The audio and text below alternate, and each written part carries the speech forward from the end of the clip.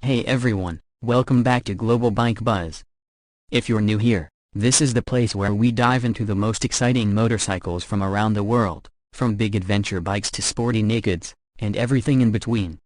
Today, we're looking at a motorcycle that's been grabbing attention since it first appeared on the horizon of the 2026 CFMOTO 450 mount. This bike has been labeled by some as the sweet spot in the mid-weight adventure segment. It promises big bike feel with approachable performance and a price that undercuts most of its competition. So let's take a deep dive into how it looks, how it rides, what it offers, and whether it might be the next great all-rounder for riders looking to do a bit of everything. When you first walk up to the 450 mount, the stance is the thing that speaks the loudest. This is not one of those machines that pretends to be an adventure bike while really just being a roadster with longer forks. The proportions are unmistakably adverb. A tall, commanding front end greets you with a sharp LED projector headlamp, integrated DRLs, and that signature adventure bike beak that gives it both style and function. The tall windscreen doesn't just fill space, it's adjustable, and when you sit behind it, you realize how well it integrates into the rider's cockpit. It's not overstyled, but it feels contemporary, almost futuristic in its clean angles. The gold anodized kib forks are another visual treat, hinting at capability before you even roll away.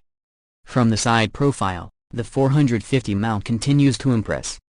The tank is sculpted, and at 17.5 liters, it's ready for long highway stretches without making the bike feel bloated.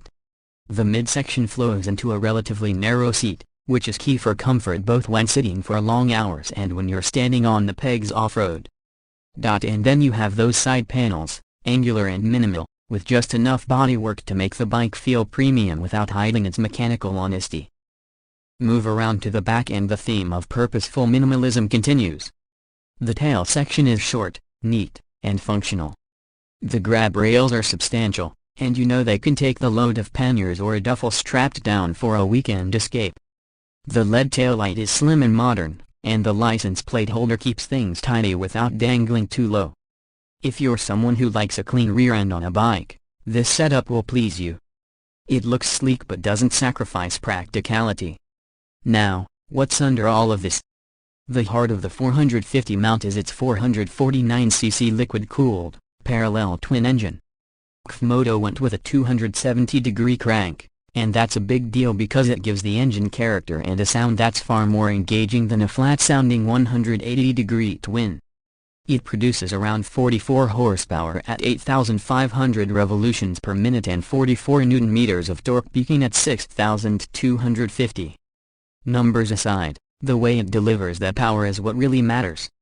Down low, there's enough grunt to crawl through city traffic or inch along on a tricky trail.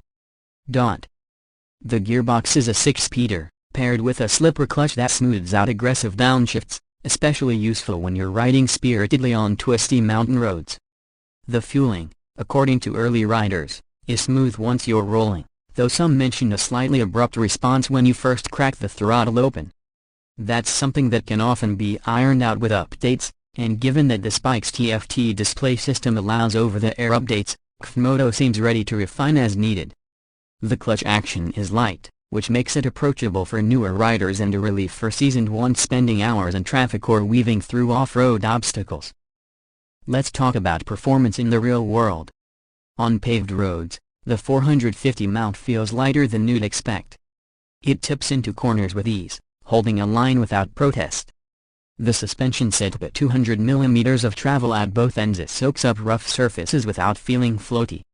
High-speed stability is solid, the kind of composure that inspires confidence when you're sitting at 110 or 120 km per hour on the highway.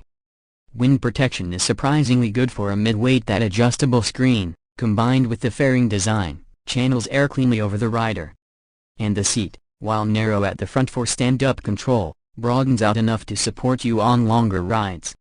Riders over 6 feet tall still report that the ergos are roomy, while shorter riders benefit from the manageable seat height of around 820 mm, adjustable with an optional low seat.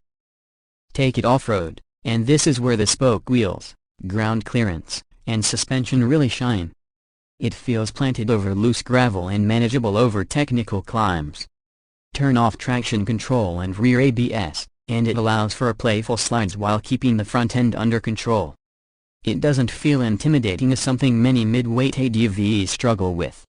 The weight, just under 180 kilos dry, is carried low enough that it doesn't fight you when you're standing up and maneuvering through rocks or ruts. You can feel that this bike was designed with real adventure in mind, not just light gravel roads. Brakes come courtesy of J.1, with twin front discs and a single rear.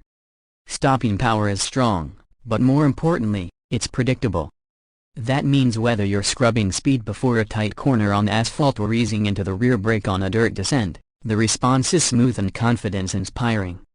The switchable ABS system is a nice touch for riders who actually intend to push this bike off tarmac. Then comes the technology package. The 5-inch curved TFT display looks premium, bright enough in full sunlight, and responsive. It includes Bluetooth connectivity for calls, navigation, and music, plus USB and Type-C charging ports for your devices. The ability to receive OTA software updates is something we're seeing on higher-end motorcycles, and it's impressive to see it on a bike at this price. Riders who appreciate modern conveniences will find it a well-rounded setup. Speaking of price, that's one of the biggest talking points here. In the US, this machine is expected around $6,500.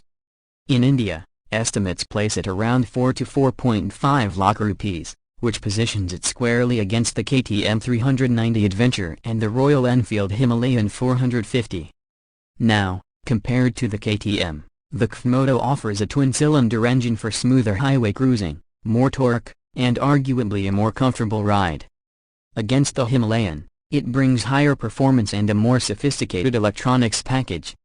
What's remarkable is that CFMOTO is delivering this feature set at a price that makes it very hard to ignore. Now, no bike is perfect.